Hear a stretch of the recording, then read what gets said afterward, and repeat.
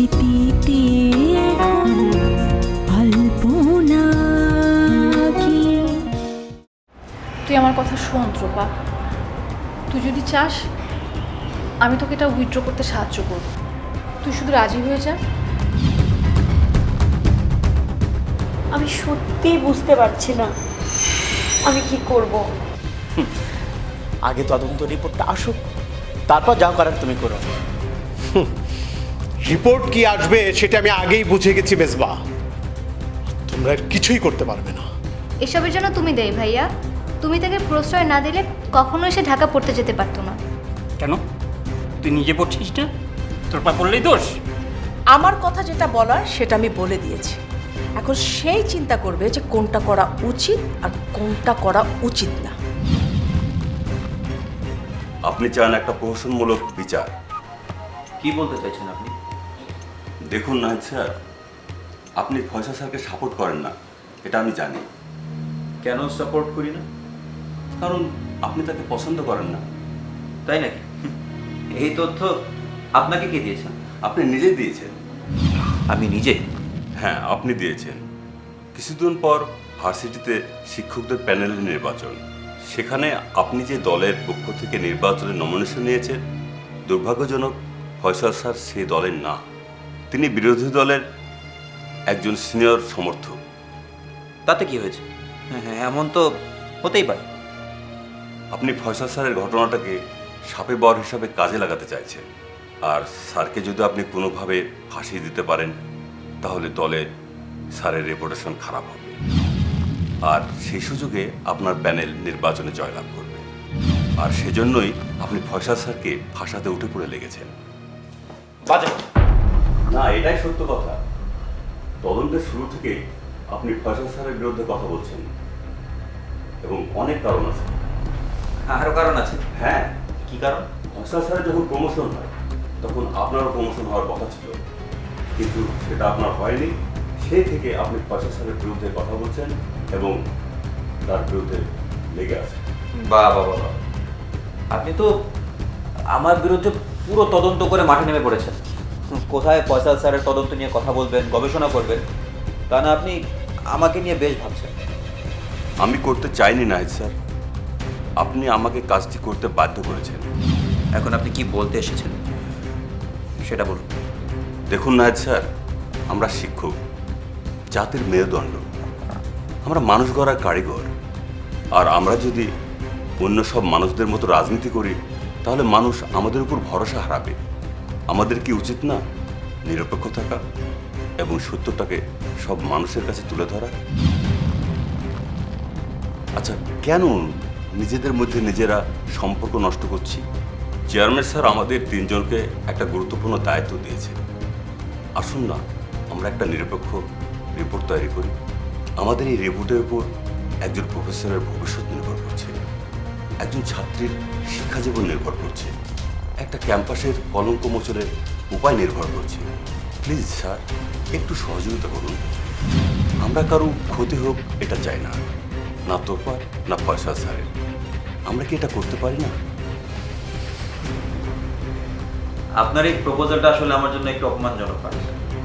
আপনি চাইছেন একটা মন গড়া কাহিনী তৈরি করে ফয়সাল স্যার আর আমার মধ্যে মীমাংসা তৈরি করতে। আমি আসলে যে দোষী তার শাস্তি চাই, সে ত্রোপা হলে ত্রোপা আর ফয়সাল স্যার হলে ফয়সাল স্যার।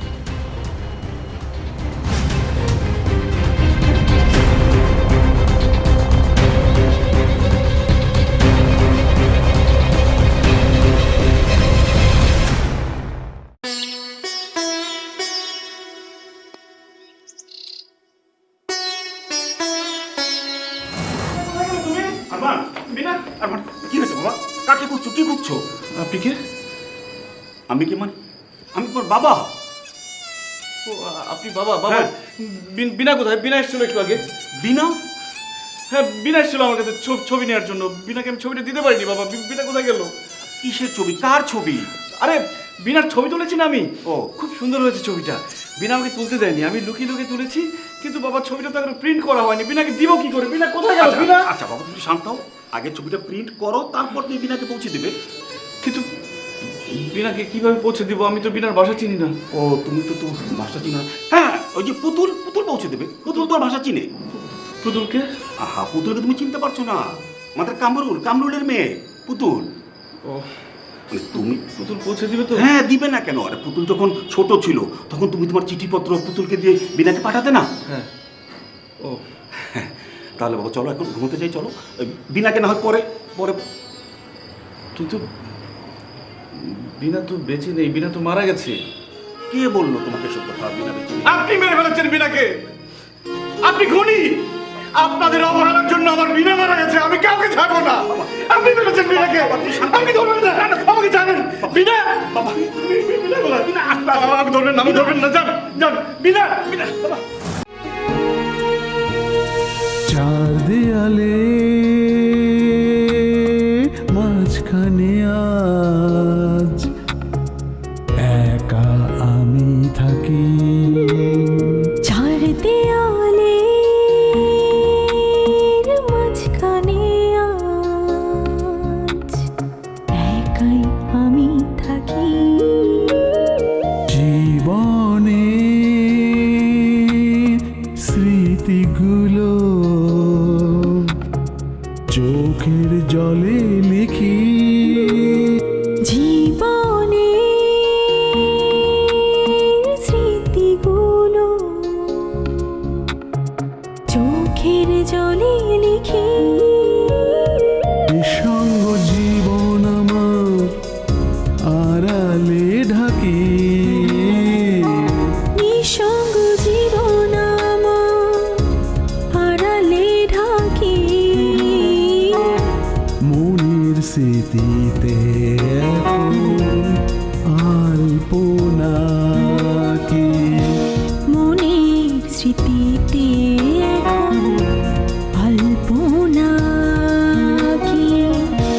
মনের স্মৃতিতে এখন আলপনা কি।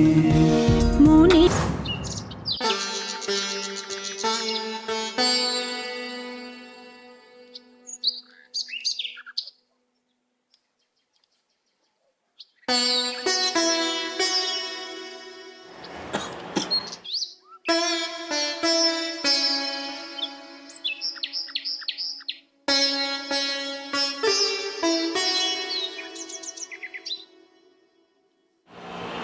ভাইজান, হুম, এখনো সময় আছে, আরেকবার ভেবে দেখতে হবে। দেখ, আমি কখনো কোনো সিদ্ধান্ত ইমোশনালি নেই না, এটা আমার স্বভাব বিরোধী। মনে করবি আমি যে সিদ্ধান্তটা নিয়েছি অনেক ভেবেচিন্তে নিয়েছি। খারাপ লাগছে কি জানিস? আজ আমি আমার বাড়িতেই আমার উত্তরাধিকারকে নিরাপদ মনে করছি না। কেন ভাইজান? আমরা কি বাচ্চাটার কেউ না? কেন আমাদেরকে তুমি নিরাপদ মনে করছো না? এ বাড়িতে ধন সম্পত্তি নিয়ে যে রাজনীতি শুরু হয়েছে, উত্তরাধিকার নিয়ে যে রাজনীতি শুরু হয়েছে, এই বাচ্চাটাকে নিয়ে যে রাজনীতি শুরু হয়েছে, এমনকি আরমানের বিয়ে নিয়ে যে রাজনীতি শুরু হয়েছে, তোরা কি মনে করেছিস আমি এসবের কিছুই বুঝি না? সব বুঝি। আমি কিছু বলছি না কারণ এখনো বলার সময় হয়নি। আর আমি চাই না এই বাচ্চাটাকে নিয়ে কোনো রাজনীতি না হোক, ও কোনো রাজনীতির শিকার হোক। আমার খুব ভয় হয় সাবির, কখন না জানি এই বাচ্চাটা কোন আততায়ীর হাতে পড়ে যায়। ভাইজান, তুমি আমাদের সন্দেহ করো? না রে, তোদেরকে আমি সন্দেহ করি না, তবে বিশ্বাসও করি না। আমি আমাকে ছাড়া আর কাউকে বিশ্বাস করি না। ভাইজান, আমাদের উপর এতটুকু আস্থা রাখতে পারছো না? আমরা তোমার কাছে আততায়ী হয়ে গেলাম? এই পরিবারের সবাই কি এক? সীমানা, নেহা, ওদের কারণে আমিও তোমার কাছে আততায়ী হয়ে গেলাম? আচ্ছা, কাকুলি কি অন্যায় করেছে? তোমার এতদিনের বিশ্বস্ত কামরুল, সখিনা, ওরাও তোমার কাছে পর হয়ে গেছে। তুমি সবাইকে কেন এক পাল্লায় মাপছো ভাইজান? হ্যাঁ, মাপছি, কারণ তোরা সবাই যার যার স্বার্থ নিয়ে আছিস। তোদের নিজেদের স্বার্থের অন্ধকারে আমার এই ছোট্ট বাচ্চাটা আজ অসহায়। তোদের এই বাচ্চাটাকে নিয়ে টানাটানির অপরাজনীতি না দিন দিন বেড়েই যাচ্ছে। আর আমি একাই বাচ্চাটাকে নিরাপত্তা দিতে পারছি না, আরমানকেও ভরসা করতে পারছি না। আরমানের অসুস্থতা আমাকে শঙ্কিত করে তুলেছে। তাছাড়া আরমান নিজেও এই বাচ্চাটার জন্য নিরাপদ নয়। এসব তুমি কি বলছো ভাইজান? এতগুলো মানুষ সবাই তোমার কাছে অবিশ্বাসী? অবিশ্বাসী ছিলি না, তোরা অবিশ্বাসী হয়ে গেছিস। তোরা নিজেদেরকে সেই জায়গায় নিয়ে দাঁড় করিয়েছিস। তুই কেন বাচ্চাটাকে এখানে রাখতে চাইছিস? আর নেহা, সীমানা, ওরা কেন বাচ্চাটাকে রাখতে চাইছে না? কি মনে করেছিস আমি কিচ্ছু বুঝি না? সব বুঝি। তোরা যতই আমাকে বোঝাতে চেয়েছিস, আমি ততই তার কারণ অনুসন্ধান করেছি। তোদের এই সমস্ত কান্না না কুমির কান্না। আর এই বাচ্চাটা হচ্ছে তোদের কাছে একটা গিনি পিগ। ওরা বাচ্চাটাকে ব্যবহার করে তোদের রাজনীতির খেলা খেলছিস। তাই আমি সিদ্ধান্ত নিয়েছি রিমি এখন থেকে নানা বাড়িতেই থাকবে। তুমি রিমিকে পাঠিয়ে দিচ্ছ, আরমান যদি আপত্তি করে? আমি আরমানের সঙ্গে কথা বলেছি, আমি ওকে রাজি করিয়েছি। যতদিন পর্যন্ত ও সুস্থ না হচ্ছে ততদিন পর্যন্ত রিমিকে আমি ওর নানা বাড়িতেই রাখবো। আরমানাকে সুস্থ হয়ে ফিরে আসো, তারপর ও বিয়ে করবে কিনা, বাচ্চাকে নিয়ে কি করবে, সমস্ত কিছু ও সিদ্ধান্ত নেবে। অতএব তুই এই ব্যাপারটা নিয়ে আমাকে আর কনভিন্স করার চেষ্টা করিস না। কামরুল, সফিনা রিমির জিনিসপত্র গুছাচ্ছে, গিয়ে দেখ কোনো কিছু বাদ পড়লো কিনা। আর বাচ্চাটা কি করবে, ও খাওয়া দাওয়া ঠিক মতো হচ্ছে কিনা গিয়ে দেখ। যা। ঠিক আছে, দেখছি।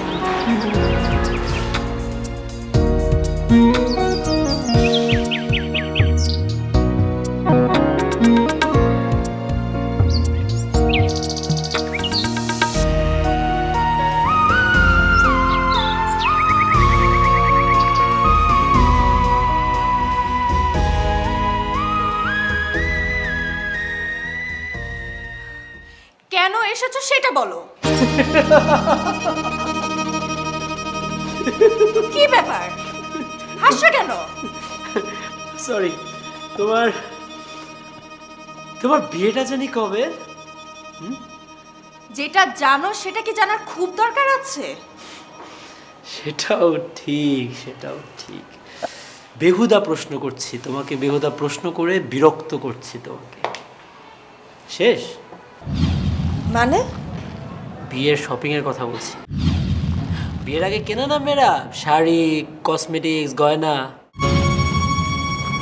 এসব শেষ? না, এখনো শেষ হয়নি নাকি? কোনো রকম বিয়ের শপিং ছাড়াই বিয়েটা করে ফেলছো? কোন কমিউনিটি সেন্টারে বিয়েটা যেন হচ্ছে তোমাদের? কোনো কমিউনিটি সেন্টারে না, বাসায় বিয়ে হবে। ও মা, বোকা ভাই কি বলে? তোমার হাজবেন্ডের তো অনেক টাকা পয়সা, জাস্ট বিয়ে করার জন্য তোমাকে 25 লক্ষ টাকা দিল, আর একটা কমিউনিটি সেন্টার অ্যারেঞ্জ করতে পারেনি। বরপক্ষ কয়জন আসবে? শুধু ওই পরিবারের 2-3 জন। মাত্র 2-3 জন? কি বলো এসব? এত টাকা পয়সার একটা বিয়ে, লক্ষ লক্ষ টাকা ট্রানজ্যাকশন হচ্ছে বিয়ের জন্য, আর বরপক্ষ মাত্র 2 জন?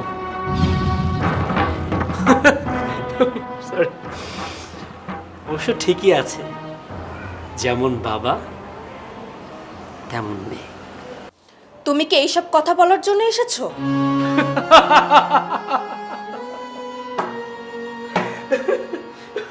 কি ব্যাপার, হাসছো কেন? সরি।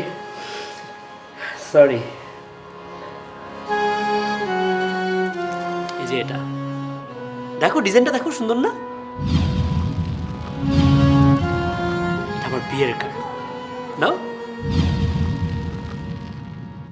ধরো। আরে ধরো।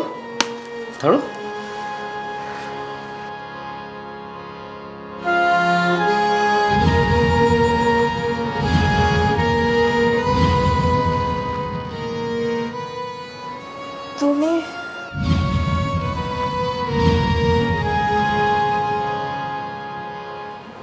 করছো? মা, খুব অবাক হয়েছো তুমি? কেন অবাক হচ্ছ?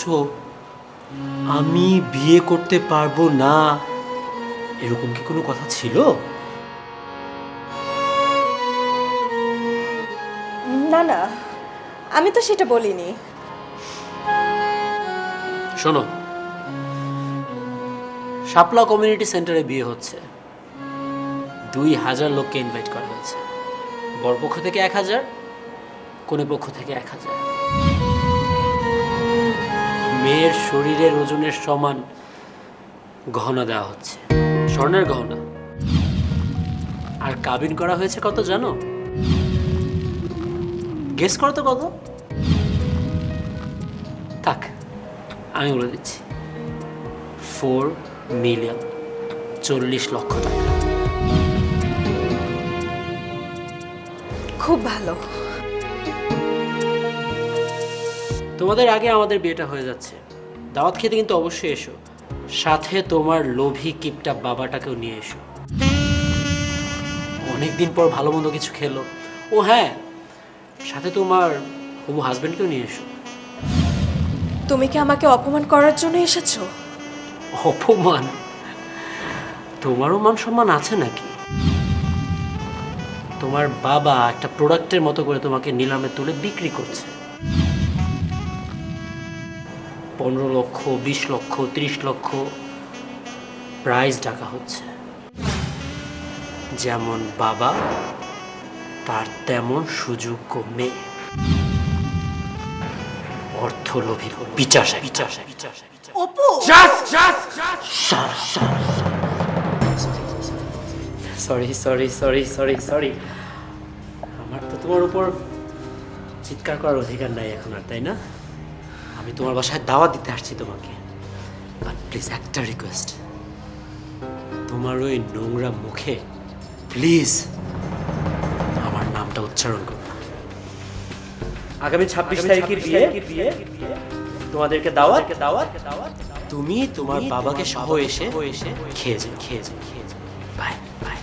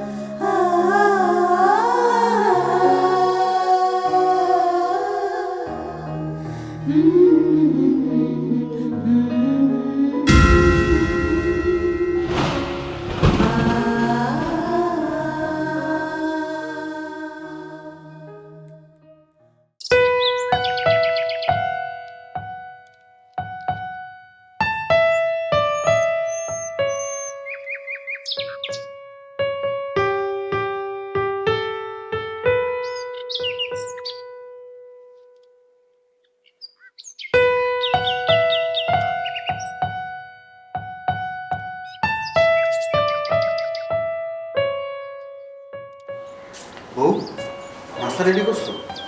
সবজিটা হয়ে গেলেই রেডি হয়ে যাবো। একটু হাত চালায় করো, কাকাই মনে হয় ওইতে যাইব। বাচ্চাটারও মনে হয় আজকে দিয়েই বলবো। কাকা কি কামটা ঠিক করতেছি? কত এতদিন ধরে বাচ্চাটারে আমরা মানুষ করলাম, পুতুলের মতো ওরও আমরা দেখাশোনা পাইলা পিলা বড় করতেছি। খুব মায়া পড়ে গেছে বাচ্চাটার প্রতি। আমরা কি পারতাম না বাচ্চাটারে দেখাশোনা রাখতে? দেখো বউ, এইসব নিয়ে কোনো কথা বলবো না। কাকা করছে মনে হয় ভালোর জন্যই করছে। রিমি কি ওই বাড়িতে গিয়ে মানুষ হইব? ওর সেবা যত্ন কে করবো কও? বিনা ভাবি থাকলে তাও একটা কথা ছিল। ওর তো দেখাশোনা করার মতো কেউ নাই ওই বাড়িতে। বউ, তোমার না কইছি কথা বাড়াইবা না। কাকা যেটা করছে এটা কাকা বুঝে শুনেই করছে। মনে করবা এটা পৃথিবীর সবচেয়ে সুন্দর এবং সত্য কথা। কাকার কথার রূপে কোনো কথা হবে না। কাকা যা চিন্তা করছে তাই হবে, বুঝছো? এতদিন ধরে বাচ্চাটারে আমি পালতেছিলাম, মনে হইতাছিল কি সে ছোট্টবেলার পুতুল। মায়া লাগে না কও? মায়া লাগলে কিছু করার নাই। কয়দিন মায়া করবা? এই বাড়িতে বাচ্চা নিয়ে যা রাজনীতি শুরু হয়েছে, ভাবির বই নেহা ম্যাডাম এমন আইন করব তুমি বাচ্চার কাছেও যাইতে পারবা না। তখন কি করবা? তার নামে নালিশ করবা? কোনো লাভ হইব না। এর আগে যে তোমার শর্ম আছে, কিছু হইছে? কিছু হয় নাই। নালিশ করে কোনো লাভ নাই, বুঝছো বউ? সে অনেক চালাক, উল্টা তোমারে ফাঁসাই দিব। বাচ্চার যদি কোনো ক্ষতি হয় তারপর দেখবা সব দোষ আমার উপরে চাপাই দিছে। তাহলে তো সেটাই করা উচিত, কারণ আরমানের সুস্থতাটা খুব বেশি জরুরি। জি আঙ্কেল, কিন্তু সমস্যা হলো এরকম বদ্ধ পাগল শুনলে কোনো মানুষ তো আর তার মেয়েকে এরকম পাগলের সাথে বিয়ে দিতে চাইবে না। হাল ছেড়ে দিও না ফয়সাল, সব ঠিক হয়ে যাবে। আচ্ছা ঠিক আছে, তুমি ওদেরকে সময় দাও, রাখছি। ফয়সাল বলো। ফুপু সবসময় একটা সুযোগ খুঁজতো কিছু একটা করার। আমার মনে হয় কি কাকুলিকে দিয়ে বাথরুমে পানি ফেলে রেখেছিল ফুপু, যেন বিনা পা পিছলে পড়ে যায়। আড়ালে ঢাকি মনের স্মৃতি আলপনা কি আমি জানি না আমি কাজটা ঠিক এখন আলপনা